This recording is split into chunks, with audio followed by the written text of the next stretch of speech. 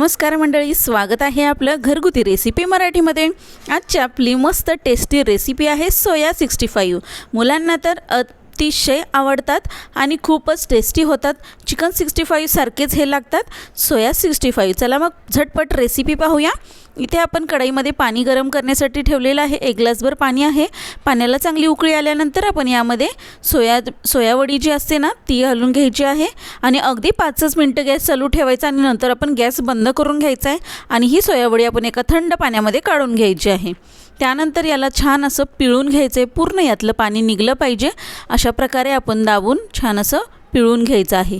त्यानंतर याला आपण ताटामध्ये काढलं होतं पण मिक्स करता येणार नाही व्यवस्थित, म्हणून मी पुन्हा बाउलमध्ये घेते याला काढून। त्यामध्ये आपण आता अर्धा चमचा गरम मसाला घालायचा आहे। लाल तिखट घाला तुमच्या अंदाजाने। त्यानंतर यामध्ये आपण काळ्या मिरीची पावडर आपण करून घेतली आहे इथे आणि ती काळ्या मिरीची पावडर आपण अर्धा चमचा घालून घेतली। त्यानंतर आले लसणाची पेस्ट घालायची आहे। हळद घालायची, एकदम पाऊण चमचाच घालायची हळद।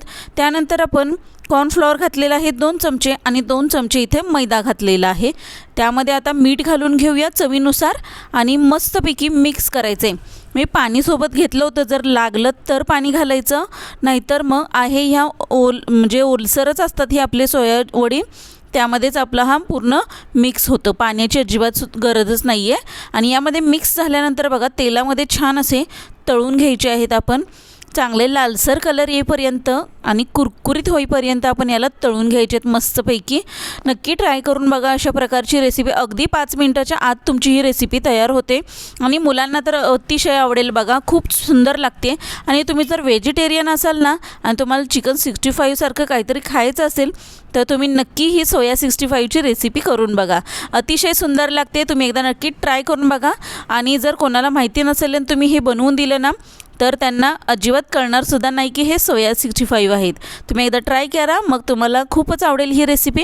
आणि व्हिडिओला लाईक, शेअर आणि सबस्क्राईब करायला मात्र अजिबात विसरायचं नाही। आणि पुढचे माझे येणारे सर्व व्हिडिओ पाहत जा, खूप छान छान आणि घरगुती पद्धतीमध्ये बनवलेले व्हिडिओ असतात आपले, त्यामुळे नक्की ट्राय करत जा। थँक्यू।